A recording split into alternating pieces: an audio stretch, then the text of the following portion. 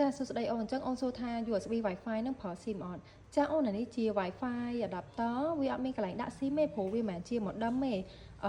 ឡូវរបៀបប្រើវាគឺបែបនេះអូនជាទូទៅម៉ាស៊ីនកុំព្យូទ័រខ្ញុំអត់និយាយម៉ាស៊ីនដែលមាន Wi-Fi និង Bluetooth វាអីមកស្រាប់ទេអញ្ចឹងនៅពេលដែលយើងចង់ប្រើអ៊ីនធឺណិតយើងមិនដោតខ្សែ network ដែលខ្សែ network នេះយើងអោសពី router ចូលមកកាន់ម៉ាស៊ីន PC បានយើងមានអ៊ីនធឺណិតប៉ុន្តែដូចឧទាហរណ៍ខ្ញុំអញ្ចឹងគឺ router នៅជាន់ទី1អញ្ចឹងខ្ញុំត្រូវអោសខ្សែវែងអញ្ចឹងបើខ្ញុំអត់ចង់អោសខ្សែជម្រើសមួយទៀតគឺខ្ញុំប្រើ USB Wi-Fi បែបនេះខ្ញុំគ្រាន់តែដោតទៅកាន់ USB ហ្នឹងទៅគឺមានសេវា Wi-Fi ហើយកុំព្យូទ័រហ្នឹងមានសេវា Wi-Fi អញ្ចឹងខ្ញុំគ្រាន់តែភ្ជាប់អ៊ីនធឺណិតនៅផ្ទះខ្ញុំធម្មតា Wi-Fi password ទៅគឺជាប់ហើយអញ្ចឹងអាហ្នឹងគឺតម្រូវឲ្យផ្ទះអូនហ្នឹងមានអ៊ីនធឺណិតហើយស្រាប់យើងគ្រាន់ប្រើនេះគឺ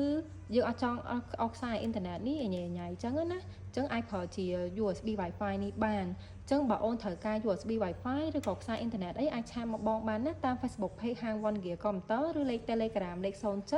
399 678អរគុណ